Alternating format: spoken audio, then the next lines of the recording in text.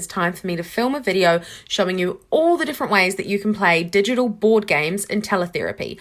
And when I was putting together all the things I want to show you, I realized there are so many ways to play digital board games in Teletherapy, and I'm so glad that I'm going to share them all with you. You're going to be able to keep your kids engaged over and over and over and over again because there's so much variety.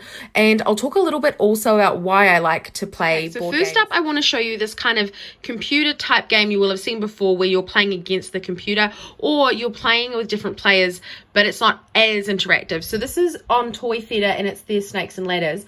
So I can roll the dice and then it automatically moves the piece for me. So that's what I mean by not as interactive. Like, the kids don't get to drag and drop their pieces, but it's super fun, great for turn taking, great for pairing with a companion or using it as a reinforcer like you would a normal game. So that's on Toy Theatre. And now if you're playing any of the games I'm showing you here today and that game doesn't come with a dice or a spinner, then you can go to the manipulatives page on Toy Theatre as well, and they do have a digital dice, which I've shown you before, so I'm not going to go into too much detail, but they've got a digital dice and you can split screen that with a game. Then there's other online games from other places where you can just search. So I just searched online drafts and this is what came up. So this is a drafts game, but again, it's like you're playing against the computer, so you can choose to move one and then the computer has their turn. So great for reinforcer, but may not be as good for if you're wanting to take turns and interact with the game.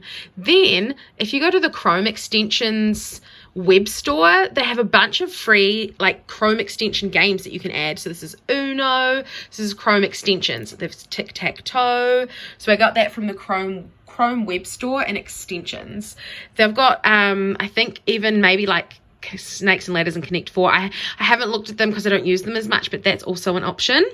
Then there's also, if you just go, you can just make your own. If you're in Google Slides, right? So this is Google Slides, okay? And I've popped this picture here. All I did was I went to Google and Googled printable board game and image searched, and look at all these board games that came up. Obviously, you could not sell this, okay, guys? This is all of these I'm just showing you for personal use, but you could just grab it and then pop in a shape, like a circle, and you could fill it with different fills and stuff. But we'll just use it grey for now. The students could choose their colours, and then you can just move it along the game. You could resize it to work with the game. You could obviously put in a counter for every student, change the color. So it's as simple as that. Then you might even want to add a text box in over here and type some speech words. So, and then you could pair this with the number spinner that I'm about to show you to get in a bunch of repetitions if you're working on articulation, or you could pair this with the free dice I showed you, or my open-ended activity companion, which I showed you a couple of days ago, which is currently half price. No, more than half price, like 75% off. Okay, then you've also got the option of using PDF board games. So here is a PDF board game here. I created this board game in Lesson Picks. So Lesson Picks looks like this. I'm not going to talk about it too much, but you can make board games there, just so you know. Then I'm not up to this one yet. Let's go back to here. Okay, so this is a PDF board game, and so I could just pop in a counter, which I've got from the circle bar from up here, and the annotations, which I got up from hitting the comment button. I'm going fast because I've showed you this before, it's in my highlights. And then you could use a dice alternative and just move the game piece around, make 2 game pieces, obviously, 1 for each player or however many players. Roll your dice, 1, 2, and then move. And we're going to talk about dice alternatives soon beyond what's on Toy Theatre. Then there's also this kind, which I have a lot in my store, where you can add your own targets to it. So this is my editable book companion. So it works the same way. You've got your counters that you'd move. But in my editable book companion, you can add your story information on the first 3 pages, and it's going to automatically populate this entire book companion with one of the activities being a board game. So I have a bunch of editable board games in my store that you can add your own targets to. So let's go to, I think, speech sounds, board game. So there's a ton of content in here, but see, it's automatically put in my articulation words. In this board game, it's automatically put the book here. So this is Pig the Pug, this book companion, and we're working to get him back on the shelf. Okay, so that's PDFs, PDF board games. See guys, I told you there's so many ways. And then there's also PowerPoint games. These are my PowerPoint games. And I have a bunch of PowerPoint games in my store. This is just looking at my PowerPoint board games, okay? So my PowerPoint board games that look like this only work on a Windows computer, but if you have a Mac, I also have a Boom card version, which you can reach out to me. It looks a bit different to this. But anyway, this is free, this game. It's the St. Patrick's Day one. And I play St. Patrick's Day themed stuff all year and just call it Lucky Charm themed, like the cereal. But you can click on here and move the game pieces.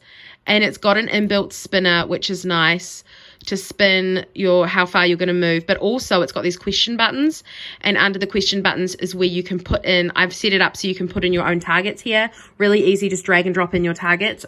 That if you want to learn more about that, you can go check that out in my one of these out in my store. But that's one version of them. And then all of my PowerPoint board games also have a second version like this, which is called the open-ended version, which has two spinners, one for moving spaces and for around the board, and one for how many times you need to say your speech word. So you're just getting more targets this way, more productions, because you've only got a 10 and a 5 as the option. And then you can go back and move your game pieces. So I hope that was helpful, guys. That is all the ways that I know of, and I bet you there's even some more that you can play board games. Oh no, I forgot. Oh, there's one more way. Guys, I nearly forgot about Boom. I mean, come on, who would forget about Boom? So this is my Boom version of my interactive board games. I've got a set that has one for each month of the year and some others coming soon. So if we look, I think I've shown you this recently, so I'm not going to go into too much detail, but you can move the game pieces, and you can this comes with a spinner that you can add your targets to as well, like my other games for Mac users, if you want to use this on a Mac. And then in Boom also, there's also ones like this, like my Teletherapy room makes, where you can move your cards up. And then, so for example, because I've got a purple card, so I need to say, I'm on G Mead, I'm on K. Okay, so if I've got Candy, right, because I'm on the K game. So Candy was yellow, so I have to move to yellow. So I'm going to move my game piece to yellow, if that makes sense. So that's the Candy games by my Teletherapy room. So there are a bunch of others, probably maybe two, but those are the two I know of on Boom that work for speech therapy. Okay, so hopefully that was helpful. There are so many ways to play board games in Teletherapy. Let me quickly tell you about why I use them so much. I think you can just get in so many productions, or just buy in if you're working on non-articulation goals. But let's talk about articulation, because that's what I work on the most. So you can just get in so many productions, and let me show you how I do that. So turn my thing around. So you can use the dice dice, or you can also use my number spinners if you want to. I have number spinners that go all the way up to 100, but the one that I use with my students is normally up to 20, or maybe the 10 spinner, and we spin the 6 spinner for the dice, and then we go to the 10 spinner for looking at how many productions the kids have to say. Then I also have my open-ended activity companions, which you have so many different options, and they have the targets included, and you get in either 5. With this set, you've got a whole bunch of pages with like speech words at the bottom, plus you get editable worksheets which you can edit and screen share with Adobe Acrobat Reader for your mixed groups or for your non-speech goals, so that when they spin a certain color or number, they can answer their question that you've put in the worksheet.